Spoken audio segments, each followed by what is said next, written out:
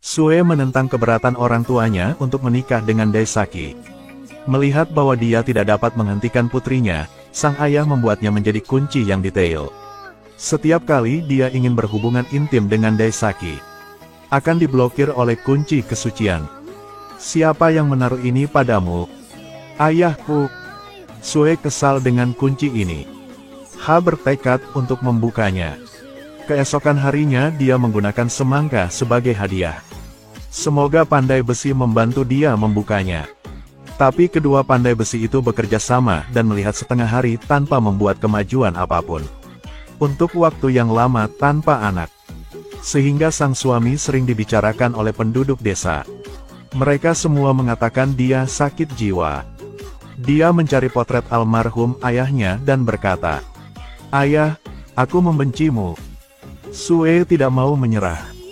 Jadi keesokan harinya dia pergi ke rumah ibunya. Dia ingin ibunya membuka kuncinya. Ini membuatku tidak menyentuh pria. Tapi ibu memberitahunya, "Kalau begitu, kamu tahan saja." Melihat putrinya kecewa, sang ibu tidak tahan. Sebelum pergi, dia memberi putrinya sekantong beras. Tempat ini cukup untuk anak-anak makan selama 3 hari. Sue berjalan sendirian di hutan. Dia tidak ingin pulang. Tidak tahu bagaimana menghadapi suaminya. Seiring berjalannya waktu, orang-orang tak henti-hentinya membicarakan suaminya. Hari ini di desa, ada festival sabung ayam tahunan. Putra Tuan Tanah memenangkan 7 pertandingan berturut-turut. Tidak ada seorang pun di kerumunan yang berani menantang lagi. Tapi saat ini suaminya yang memegang ayam melangkah. Putra Tuan Tanah sama sekali tidak menghiraukannya. Dengan senang hati menerima tantangan. Tak disangka, ayamnya kalah begitu cepat. Suaminya berpikir bahwa dalam liburan yang begitu penting, kemenangan akan dihormati oleh semua orang. Tetapi orang-orang masih terus menyerangnya. "Kamu pandai ayam aduan." Tapi itu tidak stabil di sisi lain. Di antara mereka, Putra Tuan Tanah adalah yang paling pantas. Jika itu tidak berhasil, katakan padaku untuk membantu. Dia sangat marah, menarik belati dari ikat pinggangnya dan bergegas menuju lawannya. Menusuk sampai mati anak Tuan Tanah. Setelah kembali ke rumah, dia menyuruh istrinya untuk segera berkemas. "Kita tidak bisa tinggal di desa ini sekarang." Sang istri memandangi perabotan yang bertumpuk di dalam rumah. Apapun yang ingin dia bawa. Bahkan 2 ekor ayam pun juga mau bawa. Begitu saja, keduanya mulai melarikan diri selama 3 hari 3 malam. Sang istri bersukacita dalam hatinya. Berpikir bahwa jika pergi ke desa baru, tidak ada yang akan menertawakan mereka lagi. Mereka akhirnya menemukan gubuk tetapi tidak ada orang di sekitar. Mereka memutuskan untuk beristirahat di dalamnya selama 1 malam. Tetapi ketika mereka bangun keesokan harinya, mereka menemukan bahwa mereka telah mengambil jalan memutar yang besar dan kembali ke posisi yang sama. Namun karena masyarakat di desa tersebut lupa dengan konsep waktu, tidak ada yang mengetuk pintu hingga menimbulkan masalah. Jadi pasangan itu memutuskan untuk terus tinggal di sini. Dan yang aneh adalah sejak hari ini, pria itu tampaknya semakin merasa terasing dari dunia di sekitarnya. Dia melihat panci besi di depannya dan tidak ingat apa namanya. "Susu apa ini?" "Panci besi." Pria itu takut kehilangan ingatannya. Jadi untuk saat ini dia masih waras. Letakkan tanda di semua furnitur. "Apa ini?" "Sumpit."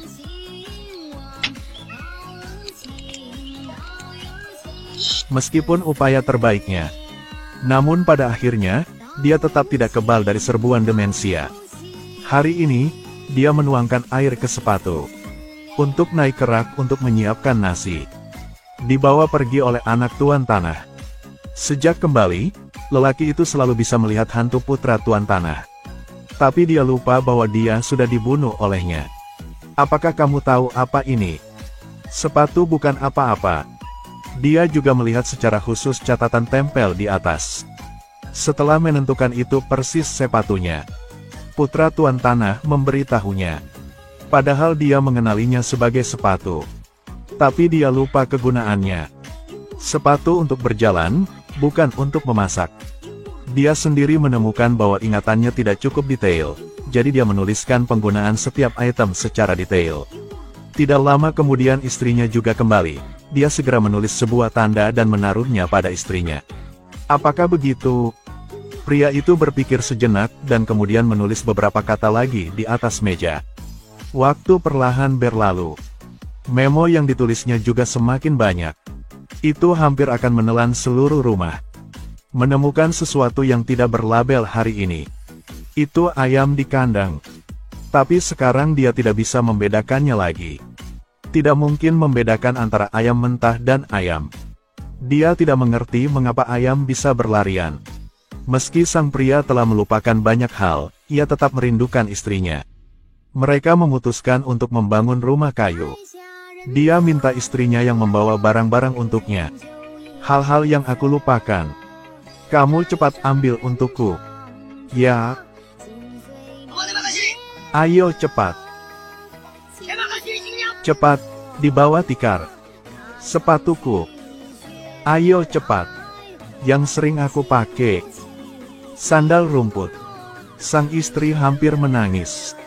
Untungnya dia bangun tepat waktu. Pada saat itu, seorang penjual jam tangan melewati pintu. Sue mengatakan dia punya satu di rumah sejak lama. Tapi itu dibawa pergi. Penjual memperkenalkan produknya. Katakan bahwa jika ada jam, dapat membuat matahari terbenam di gunung dan terbit di gunung. Setelah mengatakan itu, keluarkan sensor. Dengan gerakan jarum jam, matahari pasti terbenam. Maka keduanya langsung membeli satu untuk digantung. Segera dia ditemukan oleh penduduk desa yang lewat. Mereka sudah lama tidak melihatnya. Jika itu benar, itu adalah permata yang nyata. Seluruh desa berkumpul untuk menonton. Yang pertama adalah mencari pendeta untuk menjawab pertanyaan. Bisakah pendeta muncul dalam 2 jam? Tapi pendeta juga tidak bisa menjawab pertanyaan itu. Penduduk desa memutuskan untuk langsung pergi ke rumah Sue. Membunuh suami Sue dan menghancurkan waktu. Tidak bisa melakukan hal lain. Hanya suaminya yang bisa dimakamkan. Keesokan harinya ketika dia bangun, dia menemukan bahwa detail kunci di tubuhnya telah terlepas dengan sendirinya. Tapi suaminya meninggal dunia. Bagaimana semuanya bisa begitu kebetulan? Sue menangis terseduh-seduh. Setelah itu, penduduk desa tua tidak bisa menghentikan perubahan aliran waktu. Segera telepon pertama muncul. Di stetoskop, suara manusia dapat ditransmisikan. Tidak ada yang berani mendengarkan. Semua orang mengira ada setan di sana. Saat kamera pertama kali muncul, tidak ada yang memotret. Mengatakan bahwa mengambil foto saja akan kehilangan jiwamu. Saat jalur pertama menyala, semua orang takut bersembunyi di dalam rumah dan tidak berani keluar. Mereka semua mengatakan itu adalah jalan menuju dunia bawah. Hingga mobil pertama muncul di desa tersebut. Semua orang tahu bahwa waktu telah berubah. Orang-orang mulai pindah ke kota. Hanya Sue yang tinggal. Dia senang karena sekarang tidak ada yang bisa menertawakannya lagi. Melihat penduduk desa pergi jauh, Sue mengucapkan kalimat yang penuh makna. Seorang baru lahir sudah setengah mati. Tapi butuh seumur hidup untuk mati sepenuhnya. Akhirnya semua orang pindah ke kota. Memulai hidup baru. Film ini juga berakhir di sini. Ikuti terus Sulaiman LS untuk mendapatkan video selanjutnya.